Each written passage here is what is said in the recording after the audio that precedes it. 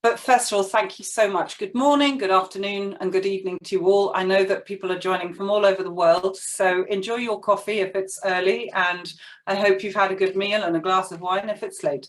But it's an absolute pleasure to welcome you today, where we're going to be discussing, along with Dimitra, Swad, and Tony, the various education and investment programs that we run and how they interact. My name is Tess Wilkinson and I'm the Director of Henley Partners Education. We'll cover not only our education services and why they are combined, when they're combined with an investment migration, they're so valuable to students, but we're also going to sort of look at case studies and give examples of very tangible ways that we can support you and your families to navigate these very complex choices of international education. We're going to be talking about the Australia Global Talent Independent Programme with Tony, the Canada Startup Visa with Swad, and the US EB5 with Dimitra. Please don't hesitate to drop questions in the Q&A at the bottom. We're going to be doing that. We're going to be addressing them at the end of the webinar, but we'll be happy to answer everything. So just as they come, please put them in. But let's get started. So our team, if I can get my screen to work, thank you. Let's just have a look at who we are. So Henley Partners Education was set up primarily to look after our clients who had been asking over a long period of time about support for international education, and we weren't as a company able to provide them with the expertise our clients expected, and therefore Henley Partners Education was launched over a year ago. Our team, as you can see, are all global and teachers, consultants, heads, principals, directors of admissions and educators. We've able to cover all the various education hotspots because everybody has worked in schools and universities across the globe, and so are extremely well connected, networked, and have a huge understanding of children and education. The networks have enabled us to develop relationships with schools and universities across the world, and so we are particularly well suited to helping you and your clients, families, children navigate these complexities which are international education. What puts us apart from other people in the space are a few things. Let me just address them. Firstly, we're completely standalone. It's really important to state that because we don't just look after Henley & Partners clients, but also families who just want to work with education and our teams. But key behind everything we do is the fact that we're data driven. So we use our own assessment, the Henley Academic Profile Assessment, to assess a child's academic ability and see how they are standing in relation to other international students. And I'll go into that slightly more in detail later. We're very particularly the only education services provider who can offer solutions for families who are looking at enabling their children to graduate with both a degree and residency or citizenship. And that's the purpose of today's webinar, and we'll be discussing that in far greater length going forward. Another reason, and again, I stress this when I'm talking to parents, we're completely impartial, which means very clearly that we take no commissions from any universities and schools, which is very, very unusual, which therefore means that we are working with each family and their child completely around the well-being of their child. We spend a huge amount of time building a relationship with the families and children we work with to ensure that we can, with our expertise and knowledge and understanding of the child, place them in the best possible school or university for them. So huge amount of time spent developing relationships and trust. Our services, which I will skip through fairly quickly, but please feel free to ask questions about them. The first point of call is always the Henley Academic Profiling Assessment. From now on, I'm going to refer to it as the HAPA because it's very long-winded and it takes a long time to say. So completely adaptive. We use this in an online way. Families can do, the child can take it at home. It's for 6 to 16-year-olds and it covers maths, English, verbal and non-verbal reasoning.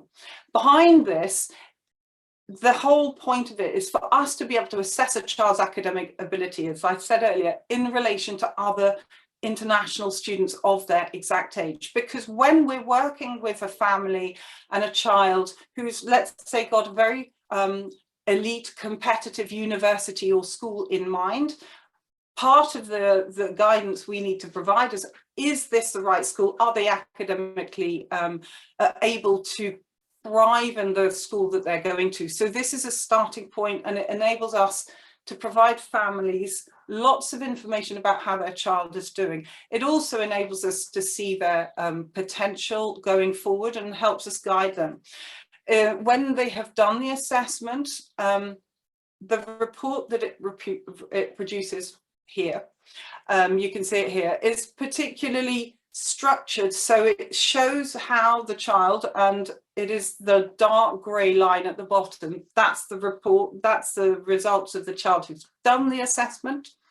It shows how they're doing in relation to other students in UK private schools, so fee-paying schools. Now, these children in general are achieving higher than the national average. So when we look at this assessment, this particular child is doing very well. They're doing above average. But the most interesting and valuable source of information that is for both us and the family is this part here. It breaks down each subject into sub-skills. So the assessment not only gives us information about how to assist the students going forward, but it's a family document. We can have a conversation in the feedback session that follows the assessment with the family to look at if there are areas of support needed for the child. We can give very precise support and guidance. And if they have tutoring available in country, then we can help the tutors provide the support needed. But it then allows us to really monitor how their progression is going and select the best schools and universities going forward.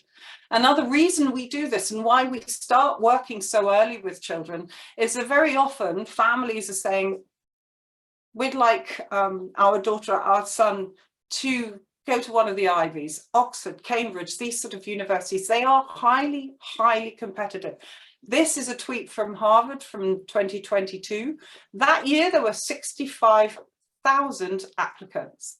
And you can see here that there are only 2,000 slots available, and everything else was perfect. Perfect SATs, perfect this, absolutely outstanding applicants. So by at least addressing the academic ability of the student first, we can then track and support them as they grow and develop. And then we start working with them to ensure that through the various support mechanisms we offer, we can help that child stand out and be the ideal candidate for the university or school that they're looking for.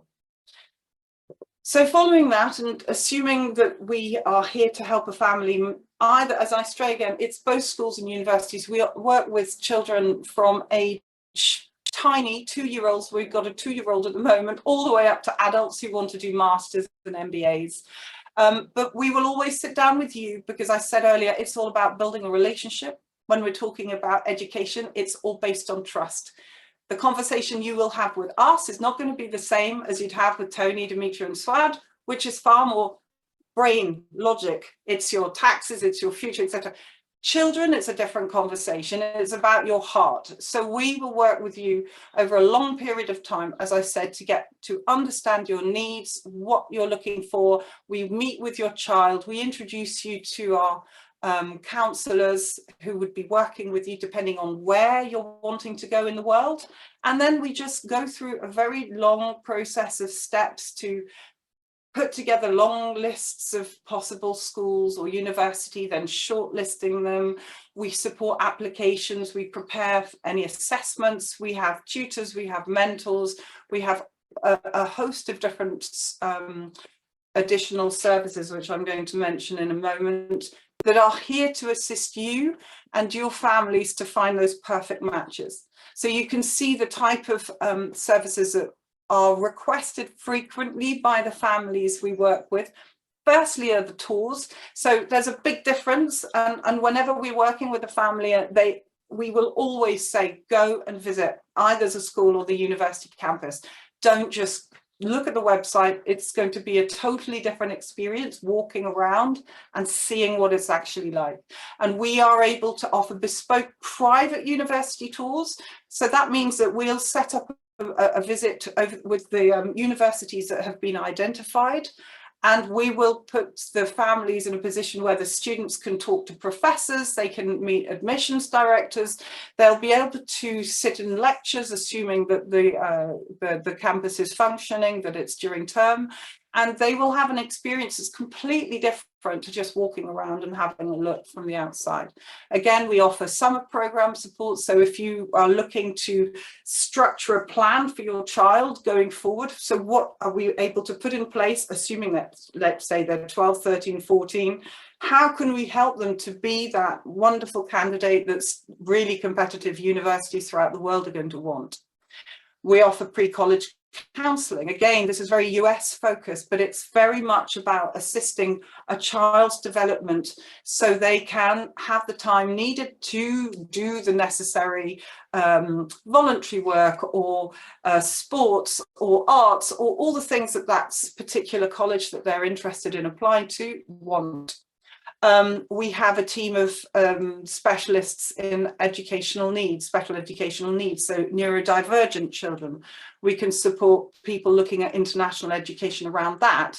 We have different assessments. We can help with mentoring. So we have a wonderful partner who offers mentoring solutions for children between the age of 10 to 18, and that's really great for those students who don't really know what they want to do and they just want somebody to talk to who can talk through the various choices that they may make and the consequences of those choices and the doors that it will open, etc. So all of these sort of things are there according to the wishes of and requests of the parents.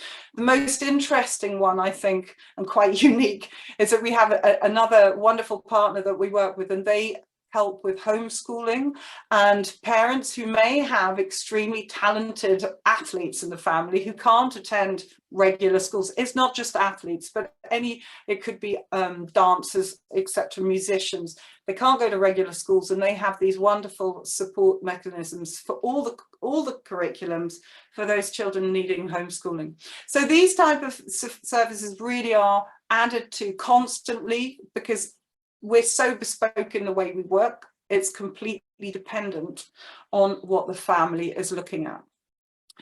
Now we're going to start talking more about this combination, this very, very potent combination, strong and a compelling combination of international education and investment migration. Our job as parents, I'm a parent, I have 2 adult children now, but my entire life I was trying to give them the best possible education that I could provide them. And as parents, it's one of our greatest responsibilities. And we know there's data that shows us that students that go to university, the opportunities open to them are far greater than those who are just in school, and mostly the earnings that they can make during their career is about 50% more with just secondary education. But it's not just about education. It's also about where you're born. Some countries, there are huge opportunities. Others there aren't. And where we're born, we have no control over. So this is where we can combine education and investment migration. And that's how we can open opportunities to families and students to access everything a country is offering with regards to postgraduate opportunities. Because it's really, it's not always that straightforward to be able to just graduate and stay in a country. It can be far more unpredictable and far more complex. And when, as a family, you've invested in sometimes hundreds of thousands of pounds in education, you want your child to be able to access the best possible opportunities. So on that, I'm going to hand over to Tony, who's going to give you a little bit more information on the Australia Global Talent Programme. Tony's the managing partner of our Australian office. Tony, over to you.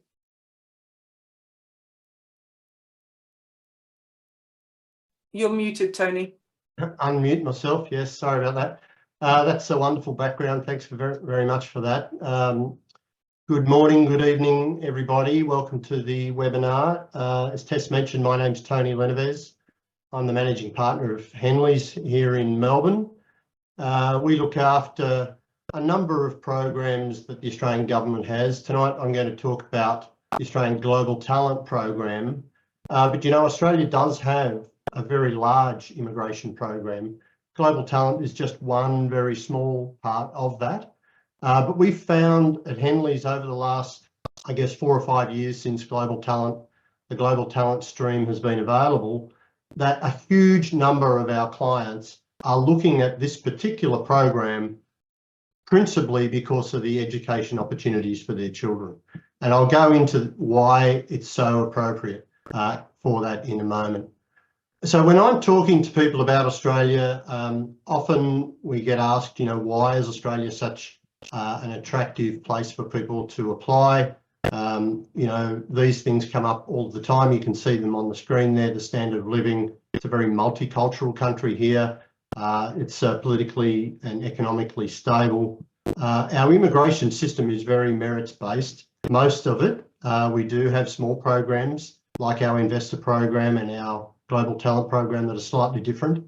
And we find that people are attracted to Australia for a whole range of reasons, but education is a principal one of those. And in fact, the international education sector here in Australia is enormous. We have at any one time, close to 400,000 international students in Australia. That number has been growing. Of course, there was a bit of a hiatus during COVID, but since 2022, that number has grown.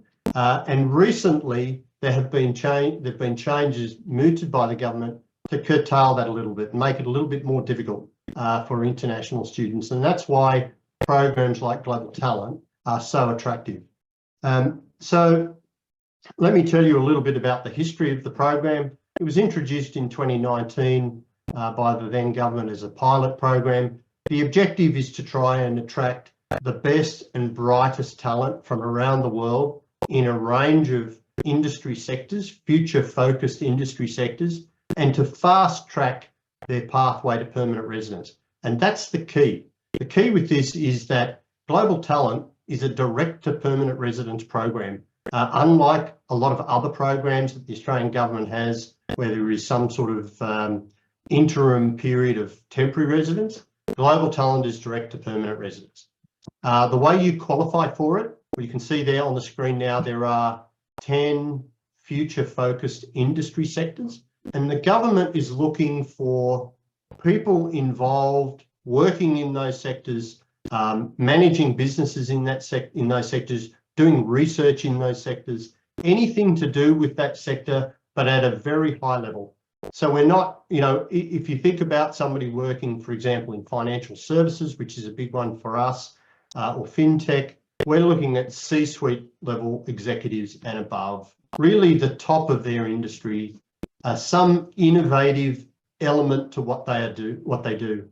They need to be internationally recognised, currently prominent, and you need to have some outstanding achievements over your career.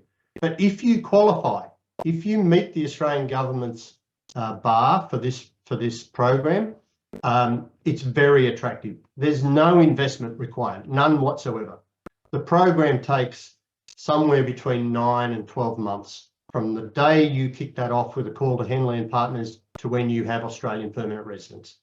And the key in terms of this seminar tonight is that once you've got Australian permanent residence, your children can attend school, university, the vet sector here, as any other Australian. There are no international student fees. There's no need to go through the student visa program. You're Australian permanent resident and your children can go to university. So it's a terrific program. It's been very popular since 2019 when it was launched, as I said, as a pilot program. There's been close to 30,000 global talent visas granted. There are 5,000 visas available this program year, and our program year ends on the 30th of June. So on the 1st of July 2024, we expect there to be a new program with another allocation of 5,000 people. We will help you to navigate the requirements. There's a nomination requirement, there's an expression of interest requirement. At Henley Partners, we take care of all of that for you. But I think the key takeaway is if you qualify for this program, if you're working in one of those industries or you're involved in one of those industries and you're interested in Australia, this is a pathway to get you permanent residence and a solution for your children if you're looking at an education in Australia. So that I think that's a high level kind of overview of the program. I don't know that I need to say too much more about it at this stage. I could go into a lot of detail about, you know, how you qualify, how you apply. We might kind of move on from there. There are other programs we want to talk about tonight. So I think I'll leave it there for global talent. And now I'm going to hand over to Suad Warid, who's my colleague in Montreal. She's the program manager of the Canadian program, and she's going to talk to you a little bit about the Canada Startup Program and how that works for your children as well. Thank you very much, Tony. So let's go to the other side of the world. So good morning, good afternoon. So I'm based in Canada, as Tony just mentioned. So actually, as you probably know, Canada is a very popular for immigration. So many people around the world want to make Canada their home, and there are several reasons for that. So let me maybe give you a quick overview about Canada. To start, obviously Canada is in English, so the language is the English, and there is the French part, which is the Quebec province. A high standard of living with beautiful landscapes, just as you see here, with an affordable, high quality healthcare and education. So let me maybe jump in a little bit more about education. Canada actually attracts so many international students as well from all around the world. Like hundreds of thousands of people come to Canada, a lot of international students. And among the 250 top universities around the world, 11 are in Canada. So I can testify myself. I've been to McGill University here in Montreal that attracts so many international students around the world. And you know, when someone at this age goes to an international place where are so many people from around the world, it gives like a really great openness, and it's so interesting to meet all these international students. So Canada is definitely a great place for studying. Then if I go on, very multicultural, tolerant, great vibrant cities as well, with Toronto, Vancouver, Montreal, just to name a few of them. Canada being very close to the US, obviously it's a great place to do business as well, with the market to the North American. And then what is very interesting is that the path that I will be speaking about, it's for the permanent residency, but there is a path to citizenship. And you can apply for citizenship only after 3 years of being in Canada, and then you can get the citizenship of Canada and the passport, which is one of the best passports as well for traveling. So now if we jump into the program. So the Canada Startup Visa program is really a great path to the permanent residency. It's one of the different paths that exist. And what is special is that there is no investment in real estate required or a financial investment. What Canada Startup Visa, the government, what they want is creation of startups. They want creation of jobs eventually and entrepreneurs. So let's go through the different requirements. So first of all, English or French language proficiency. And it's very important that it is one or the other. So if you're good in English, you have this level 5, it's good. But if you're good in French, it's great too, you will be qualified. Good health. So there will be some medical tests that will be done. And the most important part is the creation of an innovative startup business that has been approved by designated organization. So actually the way it works is that there are some designated organizations that have been pre-approved by the government, which can be a business incubator, an angel investment, or a venture capital that can analyze the startup, and if they do approve, they will give a letter of support. So the startup has to be innovative, a really good business plan, a really good strategy in order to be approved by one of these organizations. And with that, you get the letter of support and you can apply for the permanent residency. Just know that the amount that you're seeing here, the 75K and the 200K, are not the fees that you have to pay. This is the amount that have to be given, I would say, invested by the angel investment or the venture capital for them to accept your startup project.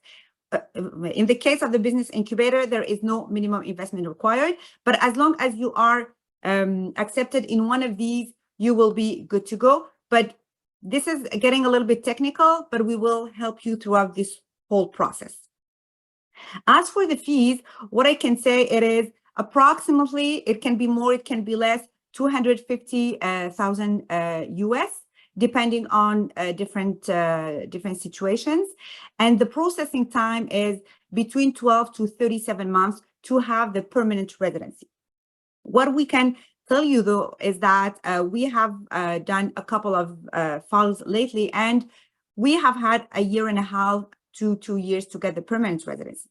However, if you do want to come earlier to Canada, let's say the whole family would like to settle in Canada before getting the permanent residency, the good news is that it is possible. So it is possible to apply for a work permit, and then all the family could come, you can work, even the children can study, and then you wait for your permanent residency when you are in Canada. So this is definitely a way that a lot of people do, or if you'd like to wait for your permanent residency, so you can do it before. So if I take a step back, the way that it would work, I would say the whole process is that probably you're wondering, but how would I create the startup? I don't know the markets in Canada. Like, it's hard for me to do such a business plan. Well, this is where our services come, and this is where we can help you. So the way we do is that we'll see what is your profile, what is your experience, and then we're gonna help you to create the idea, or there will be even some startup ideas that will be there, and we're gonna pair you with other founders, and then we will take care of, we have a big team of experts that will make the market research, the strategy, the pricing, the creation of the website, if any. So we will take care of this whole support. We'll get you into an incubator program. So an incubator program, it's kind of a training that you can do to know more about the business culture in Canada. This can be done remotely, like not even in Canada, or if you are in Canada. And then we will take care of the whole process for immigration, for the work permit, and for the permanent residency. So obviously a lot of clients do that for themselves, but a lot of clients do them as a family for their children, because having the permanent residency, it secures, you know, the studying here for your children. So if you're thinking about Canada, this program can definitely be a good path to do for the whole family. So feel free to ask your questions. I'll be very happy to answer at the end. And for now, I'm going to hand it over to Dmitro, who is the program manager of the EB5 program for the green card in the US. Thank you, Swat. Thank you, Tony. Good morning, good afternoon, and good evening, everybody, depending on where you are. My name is Dmitro. So as Swat said, I'm the EB5 program manager and a private client advisor at Henley Partners. And it's my pleasure to navigate the path through the EB5 Investor Visa program, and together with my colleagues later on explore the education opportunities available to green card holders. So let's take a moment to appreciate the United States of America, a country renowned for its diversity, innovation, and business opportunities. With a population exceeding 330 million people, the US remains the most desirable destination for international students, attracting, according to various surveys, almost 24% of the whole demand, slightly ahead of the UK and Australia. Now, what is an EB5 Investor Visa program, and what are the benefits? For those of you who may be unfamiliar, the EB5 program offers a pathway to permanent residency, which is basically a green card for the investors and their families. To be eligible, investors must meet specific investment criteria, which I will talk about in a minute. This program not only provides a route to green card, but also offers numerous benefits, including the ability to live, work, do business, and study in any of the 50 states. Long story short, the EB5 Investor Visa program is the only investment-wise route to obtain a green card. Education is a cornerstone of success in the United States, and green card holders have access to a range of educational pathways, from different universities to specialized programs, top-tier schools, and also the Ivy League universities. Whether you're pursuing higher education or seeking professional development opportunities, the US offers many options to help you achieve your academic, business, or career goals. What's truly remarkable about the EB-5 program is that not many, but some of our clients did not choose to obtain a green card for themselves, but prefer to gift funds, investment funds and money to their children, which is also possible under the EB-5 Investor Visa program, meaning the child can become the main applicant and the investor, him or herself. So the parents do not need to relocate to the US for various reasons. It is also possible even if the child is under 18 years old. And there is a mechanism, it's very technical, it's called the Uniform Transfers to Minors Act, which allows the money to be gifted to minor children. And we had a case with the investor from China who gifted the money to his kid who was as little as 8 years old, which is truly remarkable. But that's a separate topic for separate discussion. And yeah, again, citizenship is possible after 5 years of continuous residing in the US. So if Tess, if you could go on the next slide, please. Yeah, thank you. So what are the main requirements to qualify for EB-5 Investor Visa program? The investor must fulfill the following requirements. So investments should go into the project associated with the government-approved regional center. A regional center is an entity which is authorized by the USCIS. USCIS is the Immigration Authority from the of the United States of America. And the regional center is authorized to evaluate and sponsor the EB-5 projects. So invest a minimum of $800,000 US into a project located in target employment area. There are two types of target employment areas. The first one is called a rural area with the population of less than 20,000 inhabitants. And the second type is called the high unemployment area, where the unemployment rate is 150% of the national average unemployment. Or invest $1,050,000 in all the other areas, projects located in other areas. By the way, the minimum investment amount is increased every 5 years to reflect the inflation rate. And the next increase is expected to come in September 2027. So the next requirements are create 10 permanent full-time jobs in the first 2 years after the investment is completed. Job creation is pretty much a responsibility of the regional center and the project developer, and the investor is not directly involved in job creation. Last but not least, to demonstrate the transparent, lawful source of funds and have a net worth of at least $1 million US. Processing time varies from, I would say, 6 to 16 months. Sometimes it may take a little bit longer, but currently the processing time is being reduced. In addition to that, the investment should be preserved from 3 to, I would say, 7 years, depending on specific terms and conditions of the project. So that's not a donation. That's an investment that can be redeemed after the holding period. And I would say investors should not expect high return on that investment. The main return is your green card. So I would say this is a very high level overview of the EB-5 program. We can discuss this for hours, but I want to be time efficient. So please feel free to reach us out if you want to find out more, and do ask questions in the Q&A session. Now I'd like to give a word back to Tess to explore some important case studies. Thank you. Thanks a lot, Dimitri. Very interesting. And yes, I thought before we start on the case studies, I just wanted to put this slide up because this really illustrates the various options that we discuss with parents and students. there's a huge difference in many countries between what domestic students, i.e. permanent resident citizens, pay and international student fees. You can see the UK, it can be up to nearly 3 times the amount. That Canada and Australia, Canada and the US, you're looking at roughly 200,000 for a 4-year degree. Australia, again, it's vastly more expensive.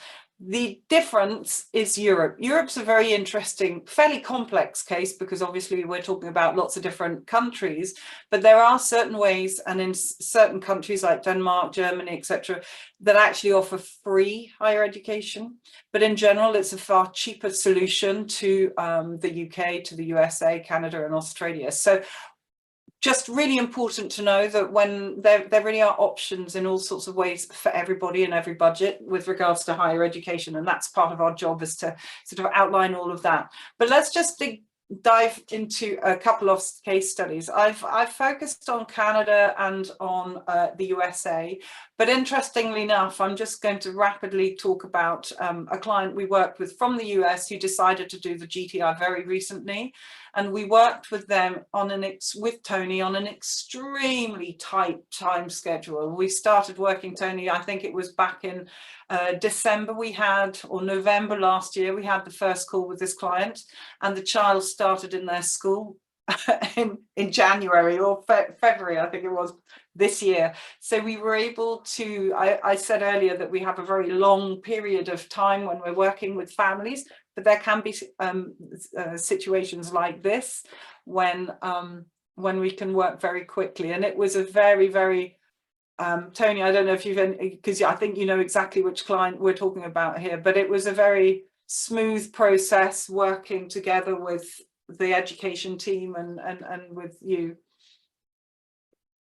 Yeah, it was a smooth process, Tess. It was very, the time was very brief. The one thing I remember about that case was that under the Australian rules, we couldn't lodge the student visa application until the child had turned 6 years old. And he turned 6 years old, I think 2 days before the start of the school year. So we had to pre-prepare everything, lodge it all on a Sunday afternoon on his birthday, so that he had the visa in time to start the school year in the following week. But yeah, that was an unusual case, and they're here and they're very happy in Sydney. Yeah. I followed up with them, and the child settled in really, really well with this lovely school. So that was a really interesting, quite unusual case study. But I'm just going to talk about this one. So this particular child who's 15, this is a client we're working with at the moment, actually.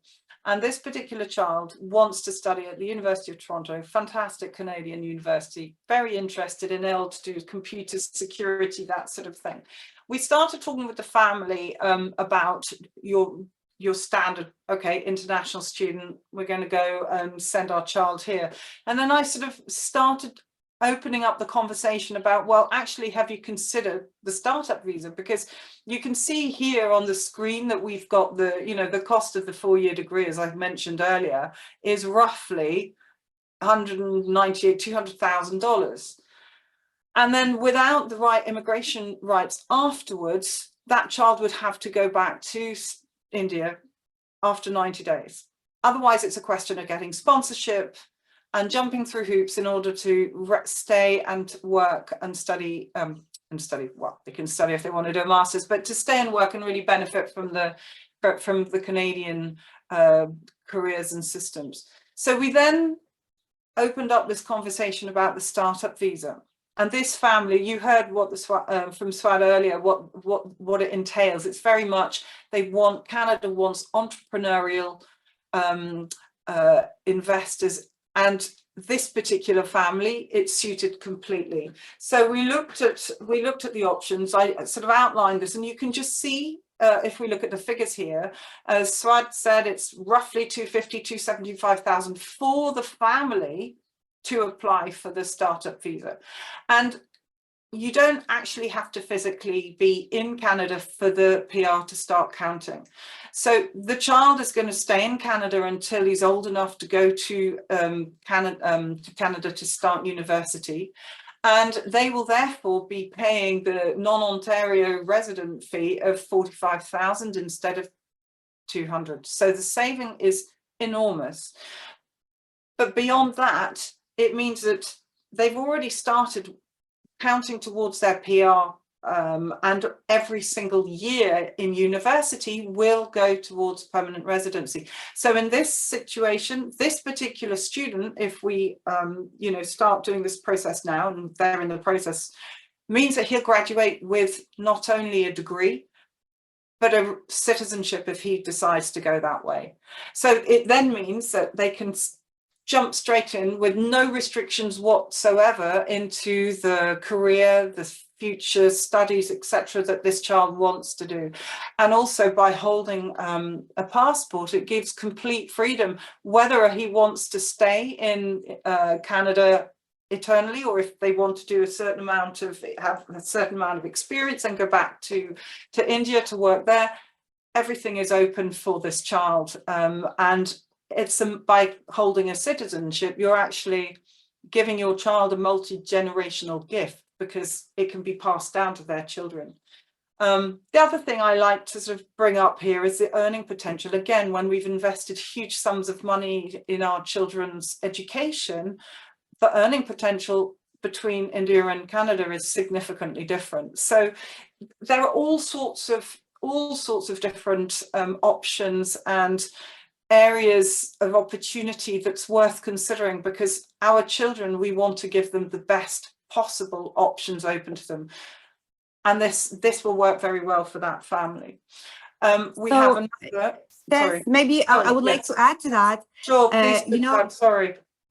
Thank you, Tess. So actually, the numbers here, they really speak for themselves. We see like the big difference, how with some additional amount, you can secure education for your kids, but as well the permanent residency and the citizenship for long term. So we definitely can see it here. And I have seen so many international students, coming to Canada and then trying to apply for permanent residency afterwards. And sometimes it can be complicated. Sometimes it's really time consuming. So for having this in advance, it's done. So the children, they study. And as you said, they are into the PR here, and then they get the citizenship. Well, for me, it's one of the best gifts that you can give to your children, for him, and eventually for his family, maybe for your grandkids eventually. And your child will have the choice. As you said, he might stay in Canada, or then he might go back to his own country, but he will have the passport and he can come back anytime. So it's definitely a great way of planning in advance and giving this great gift to your children and secure their future. Thank you, Swan. Absolutely. And we're going to, if I can make my screen move. Come on, there we go. And I thought I'd talk about another family we're working with. We've just started working with this family, actually. Met them when I was over in Asia a couple of months ago. So again, child fairly young, 16, well, fairly young, just about the right age for this. Certainly doesn't want to be any younger if they're looking for the US, because it's a particularly complicated admissions program. And we need to work, we actually do try to work with children as far from the ages of 14, 15 onwards. Having them 2 to 3 years out is ideal. Anyway, this particular child wants to go to the States, and he's particularly interested in law, and Berkeley is high on the list of places he's researched and is considering. Now, interestingly, again, the fees are very similar to Canada. It's roughly 200,000, and if you have a look at the difference in fees between non-California and California resident, there's a significant difference. And we can see that if we can plan in advance, and they are, for this particular child, he's too old, but if we could plan in advance and he'd studied in California at one of the private schools or the state schools there, he would have been able to apply as a Californian resident, and the fees would be 64,000 instead of 160 to 200. It depends on the degree. But they're very interested in the EB5. For them, it's a question of investing in their child's future. They want to enable the child to stay without having to jump through the fairly complex hoops. There is the OTP and various other things, but that's more towards STEM students, science-based students. Obviously, law doesn't fit into that. So there are lots of hoops to jump through, and what they are wanting to do is to give this gift to their child. So as Dimitra said, he's going to be taking the EB5 as gifted money at the age of 16. He'll be applying, going through that. So again, he'll be able to get every single year that he's at university there will count towards his permanent residency, and then they will decide whether or not to transfer that into citizenship going forward.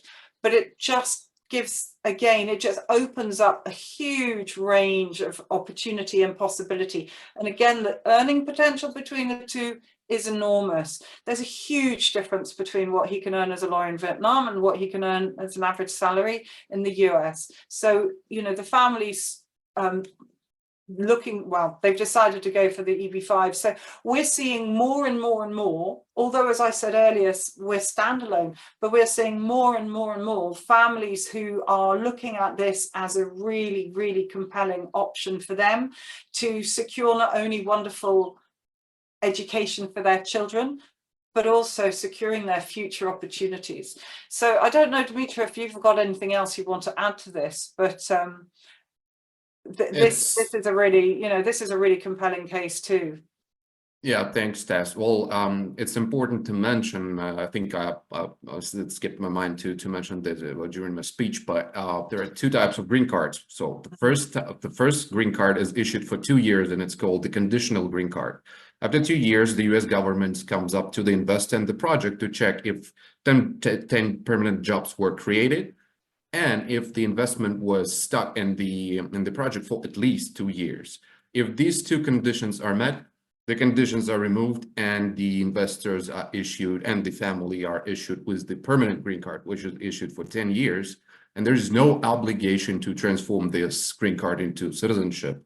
So they can keep it as long as they want. They can renew it every 10 years. And it's very flexible for the family and for the kids. Yeah. So I think that is really all I wanted to say about that, but it's just something that many parents are totally unaware of. They don't realize that there is this option open to them. And so if I can, yes, we have got to the end. That's what I thought. So I'm going to stop sharing my screen so I can actually access Q&A, because for some reason it doesn't like doing that. There we go. And then we can have a look at the questions and answer that for everybody. There are several that I've seen here. So let me go through the first one. Let's start. Okay, so I've got, I don't know if everyone else is having a look at that on the panel, but first one, how do you work with a family who's a very young child? How do you find a good preschool or kindergarten? How do you prepare children for young age for good boarding school? That's a great question. So I think that one's for me. So yes, absolutely. We're currently working with a family who are moving to Singapore from Belgium, and they've got a 16-year-old, a 14-year-old, and a 2-year-old. So the priority for that family is to find outstanding schools, which we've done for them in Singapore. And because of the way the parents wanted to deal with the kindergarten was that they placed children, the eldest children first. Their school is sorted. They've now got found their house. They know where they're going to live, or their apartment. And so we're looking at kindergartens with them in the area near them. So we absolutely can do that. And it all comes down to the knowledge of our team on the ground. With regards to preparing them for boarding school, that's a really good question. It's a long process. For those families who are considering really, really competitive university education, and actually even before that, really competitive schools, because boarding schools, depending on where you want to go, can be extremely competitive.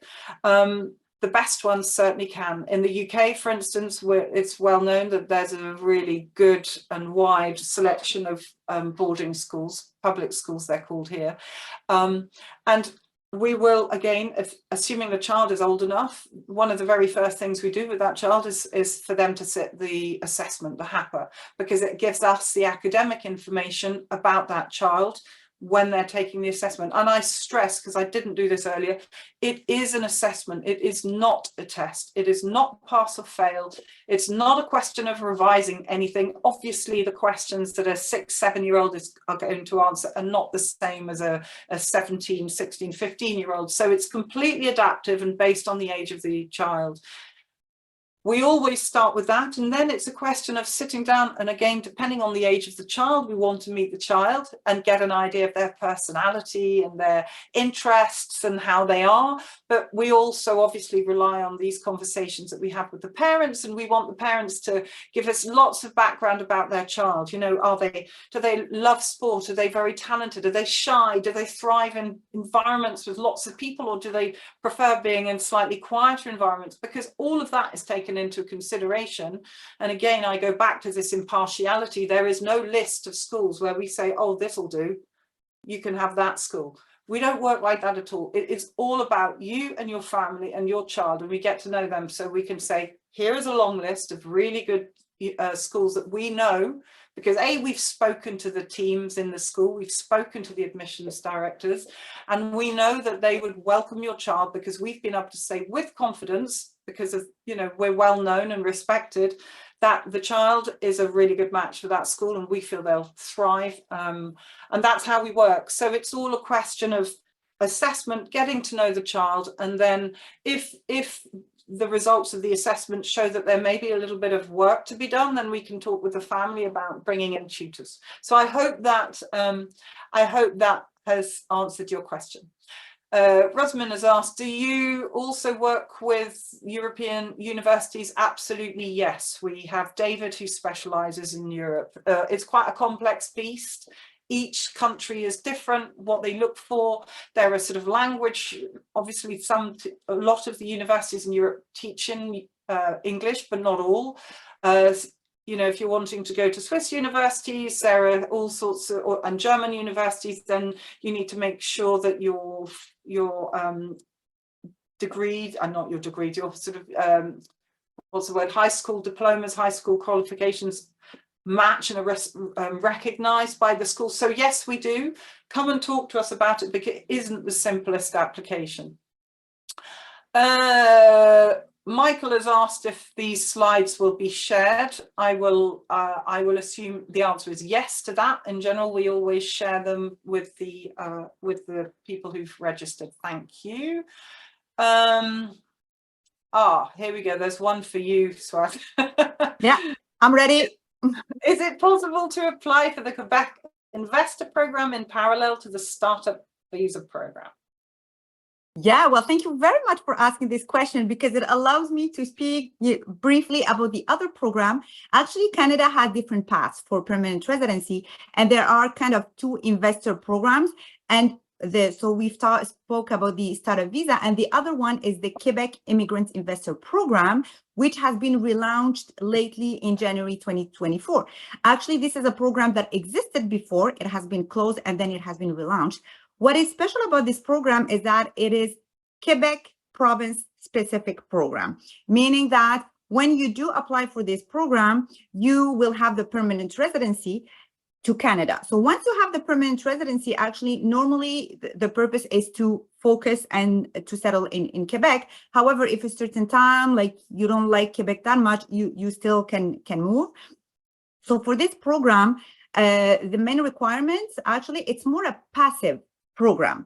I've spoken about the startup visa. It's the creation of a startup. It's getting into an incubator program. You know, it's kind of being involved in this startup. For the Quebec Investor Program, it's passive. So it's a 1 million Canadian dollars to be invested for 5 years, interest-free, and a 200,000 Canadian dollars given as a donation to Investissement Québec. And you have to come to Canada and settle in Canada for minimum 1 year, for order to have the permanent residency afterwards. So it can be a great path as well for people who would like to have the permanent residency, and you can still have the work permit before the permanent residency and come settle in Quebec, because the work permits will be only in Quebec province. However, something really important is that there is a requirement of language, and it's a level 7 for French proficiency.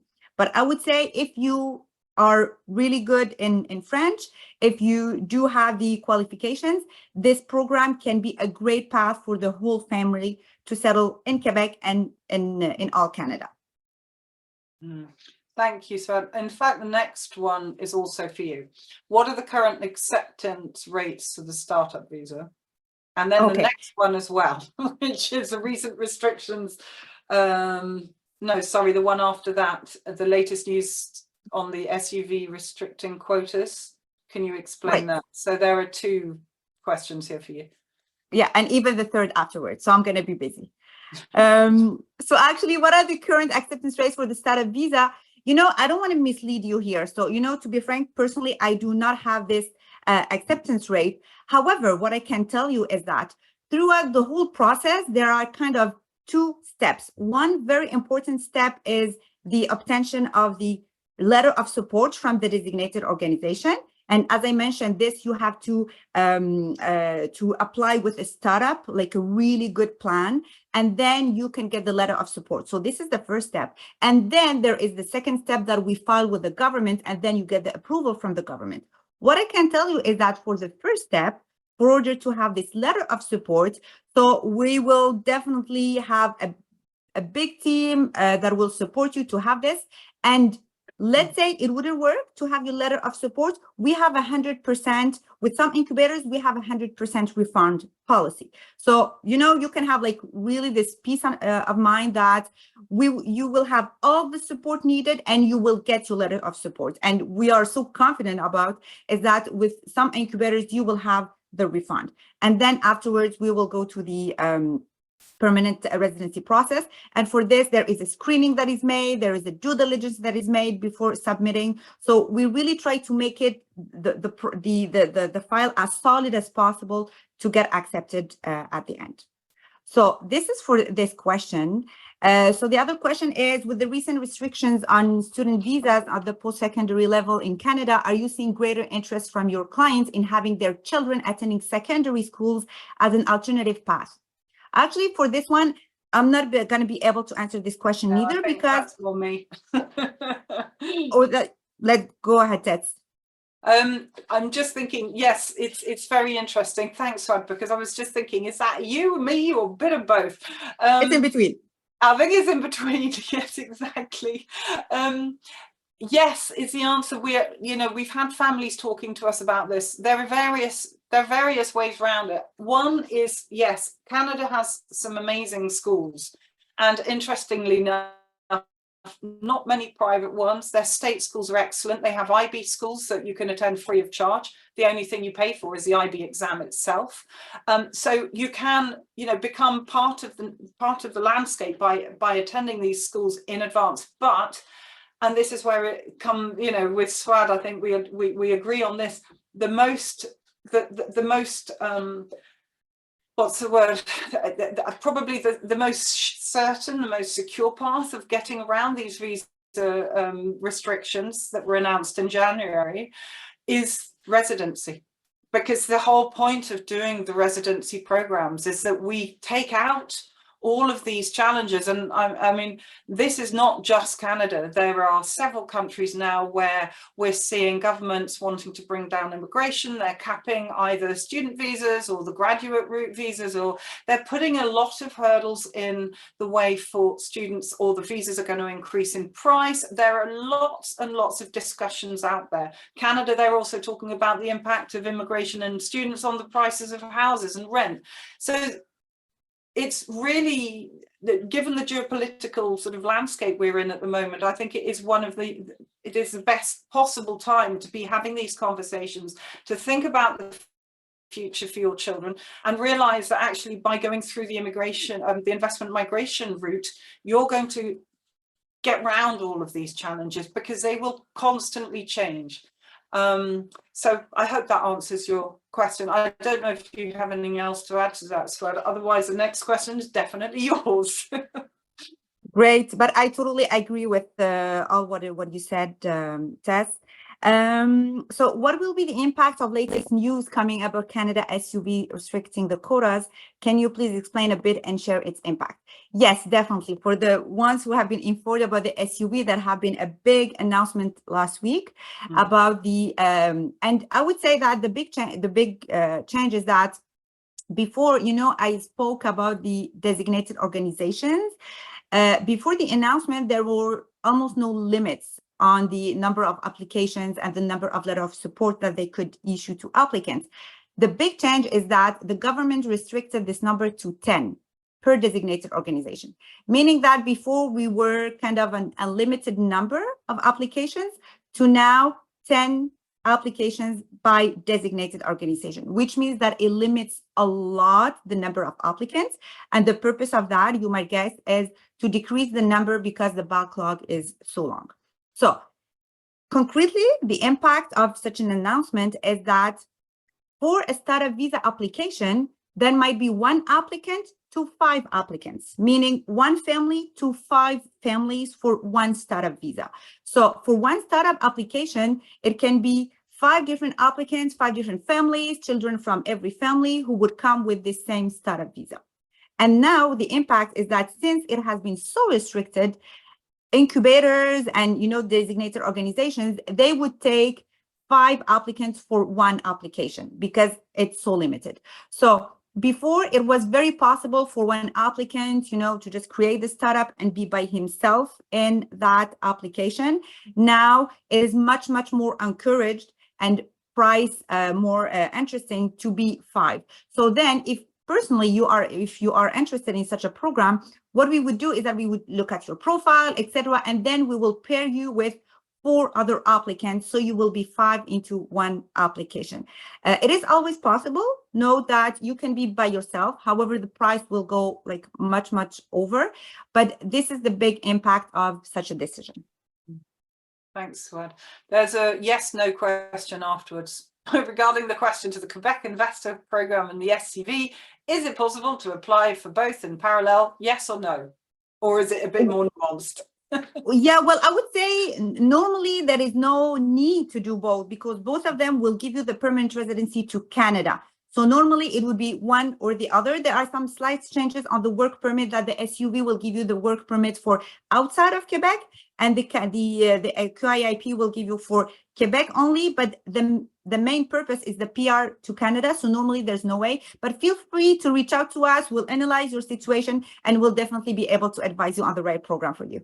Brilliant. Thanks, Swed. Now, the final question that we've got, almost final question, Anton has asked, thank you. What are the restrictions on citizenship of the clients and children within these programs? Any citizenships which would not be acceptable for the programs? Maybe I think each of you, Tony, you haven't answered anything. I don't know if you want to jump in on this, or Dimitri. Sure, I can jump in. So for the Australian program, there's no restriction at all on nationality. Anybody can apply. There is obviously a character assessment that the government does on applicants, but as far as the Australian government is concerned, there's no restriction on nationality. Okay. Yeah, with regards to the US program, EB5 Investor Visa program, technically there's only one restriction, which is North Korea. But if your funds come from the country which is sanctioned, like Cuba, Venezuela, Iran, you still can apply, but we would need to get something which is called the OFAC license, or OFAC license from the US Treasury Department, to see if your funds come from the lawful and transparent source. But yeah, this is possible, and if you are from Iran, Venezuela, Cuba, Russia, it's possible. Yeah. Thanks, Dimitri. Sven? Yeah, well, for Canada, as long as you have your permanent residency, what is really important is the minimum stay requirement in Canada, which is 3 years out of the 5 years, which is 1,095 days out of the 5 years for order for you to be able to apply for citizenship. So this is the main requirement. Obviously, then you should not have any criminal or, any situation like this during the three years. Otherwise, you can definitely apply for the citizenship. So there's no restrictions either on nationality? Once you have the PR and you do the 3 years. Nothing.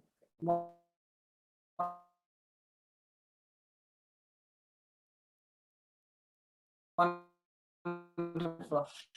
And then the last question, which really is the last question, then we'll be wrapping up because we've gone over 10 application quota per designation. Suad, that's for you. Yeah, so that would be per year. However, this is a temporary announcement, I would say. So in sometime in the future, this will go back to before. This is what we have heard so far. Great. Okay, and Michael, thank you. Michael has thanked us for the presentation and the responses and questions. We aim to please Michael, we aim to be as helpful as possible. I think with that, we've answered everybody's questions. Please don't hesitate to reach out. You will get copies of the recording, so you can pick out the bits that you were particularly interested in. But yes, feel free to reach out to us and we'd be delighted to help you with any questions you may have. Thank you, everybody. Thank you, Tony. Thank you, Suad. Thank you, Dimitro. Thank you, everyone. Thank you, Tess. It was a pleasure. Have a great day, evening, night, morning. Thank you. Bye. Thank you, everyone. Bye. Thanks. Bye. Ciao.